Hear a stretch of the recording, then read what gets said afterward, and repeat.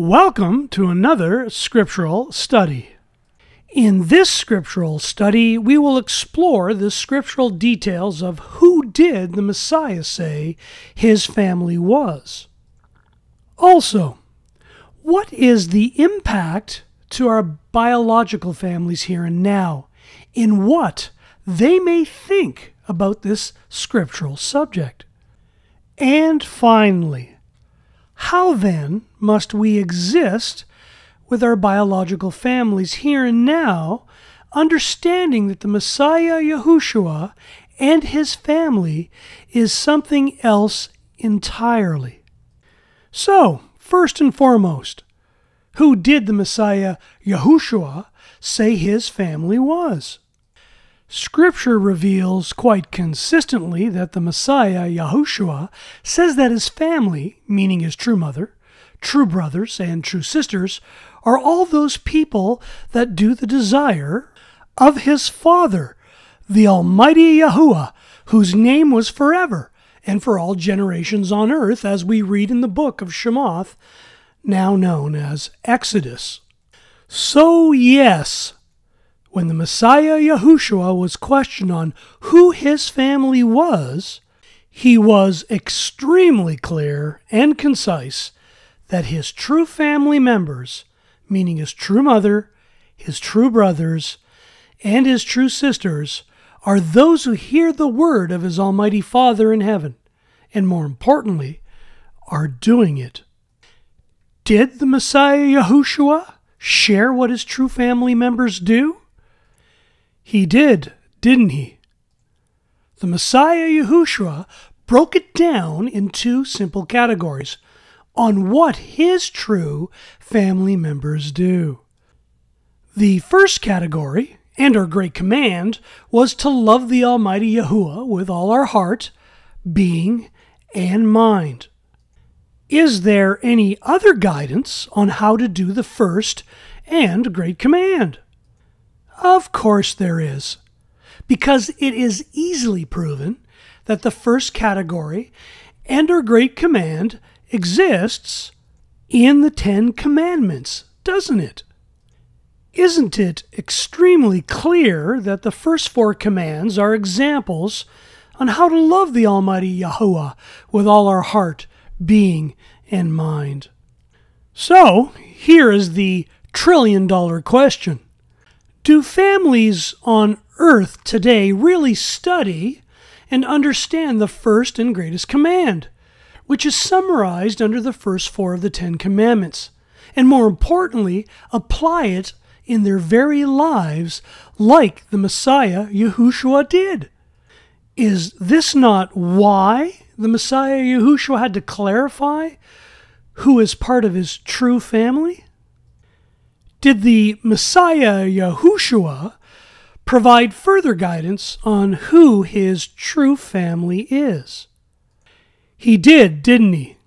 The second category shared was to love our neighbor as ourselves, and that on these 2 commands hang all the Torah and the prophets. Did the Messiah Yahushua provide further guidance on this second category as well, and how to do it? He did, didn't he? Are not the last 6 of the 10 Commandments the ultimate example on how to love our neighbors like ourselves? How many of our family members are immersed in the world and its world religions? How many take the time, let alone pray, for understanding with the second greatest command, which is summarized under the last 6 commandments, and more importantly, applied in their very lives like the Messiah Yahushua did? Again, is this why the Messiah Yahushua had to clarify who is part of his true family?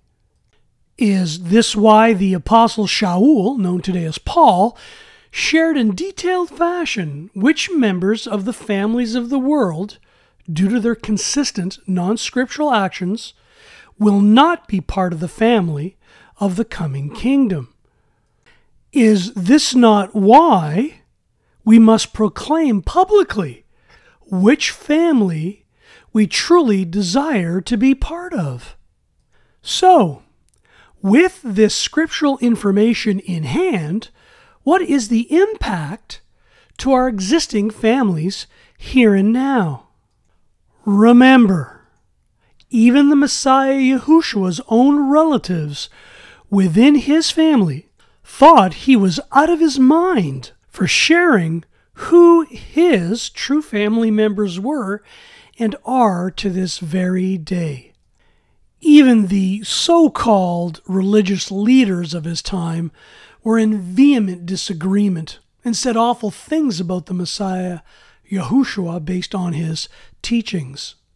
So, do not be surprised when confessing before men that the Messiah Yahushua and his namesake is the way to this eternal family which can come with a price, but also leads to everlasting life.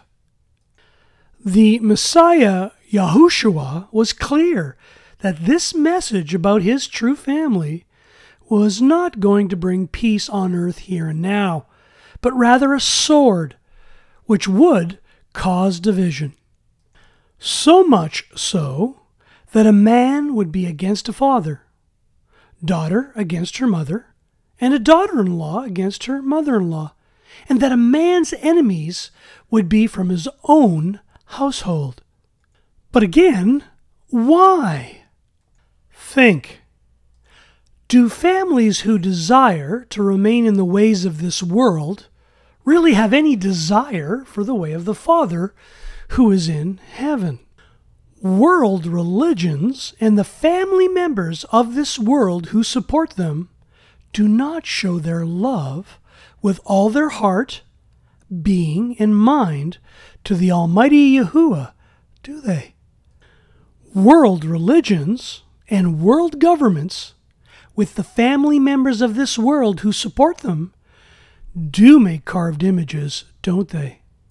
Have man-made carved images help society? And or just cause more chaos? And where is this same outrage for removing the Ten Commandment monuments in this day and age from our schools and government facilities? And it gets worse. World religions and world governments, with the family members of this world who support them, bring the name of Yahuwah to naught, which means to bring his name to nothingness, by replacing it with incorrect man-made titles, and worse yet, they replace his name with man-made deities and or other idols, don't they? World religions and world governments, with the family members of this world who support them, have obliterated the celestial clock and calendar of Yahuwah that hangs in the heavens, and have replaced it with a man-made version that hangs on a wall, haven't they? So, as we can see, the first and great command on how to love the Almighty Yahuwah with all our heart, being, and mind is not the desire of family members of the world. Isn't this an excellent example of why humankind cannot figure out that they are participating in the wrong family structure? Is this why the world and those who desire to remain in it cannot do the second part of the greatest command, which is to love our neighbor as ourselves? Are not the daily newscasts proving this over and over again? And of course, world news channels all over the world report daily on how to lose your eternal family inheritance, not on how to retain it. So, yes, the Messiah Yahushua does promote a different family than what the world does, because the family members of the Messiah Yahushua call upon the name of the Father. Again, think. The Father and Son are not prejudiced like the people who desire to remain in the world are, because the Father recognizes no distinction with any of his children on earth. There are only those calling upon him, and then, regrettably, those that are not. Isn't it wonderful that the Messiah Yahushua provides the reasons why few are only chosen, even though many have been called? How many are aware that we have been called to freedom? How many are calling upon him to be part of that family of freedom? But the world and its world religions have a different message, don't they? And that non-scriptural theme always goes something like this, right? As long as I'm a good person and I do things from the heart, that is all that matters. But everyone knows better. Everyone sees this world going to hell in a handbag because there is none that does good. No, not one, just like the Scripture reveals. But the families of the world, who desire to remain in it, will continue to attempt to brainwash each other, even though Rome is burning all around them. Yes, the families of the world love the world and what is in the world, don't they? Those who love the family of the Father do not love the world, nor which is in it. Yes, the Messiah Yahushua did say who his true family is. And it is not with those who love the world, and are those who love what is in the world. So if we are striving towards the family of Yahushua, the Messiah, how then do we exist within the framework of our biological families here and now? Well, Scripture, the very word itself, provides awesome guidance. And it starts with respecting our earthly father and mother, which is sorely missing in the world today. While the children are to obey their parents in the instruction of the Messiah, Yahushua, which is sorely missing in the world today. While earthly fathers are not to provoke their children, while bringing them up in the instruction and admonition of the Messiah Yahushua, which is sorely missing in the world today. Let alone provide for relatives, especially for those of his own household, which is sorely missing today. The Messiah Yahushua, in his final moments on earth, ensured through the Apostle Yahuchanan, known today as John, that his earthly mother would be cared for when he left, giving us just another awesome example of many on how those who desire to be with the family of the Messiah Yahushua ought to exist with their earthly families here and now.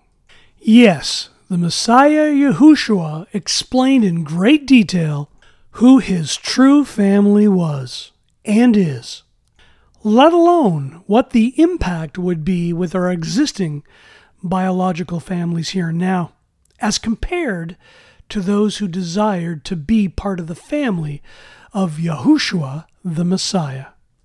And of course, how to exist with our biological families here and now during the process of becoming set apart from the world.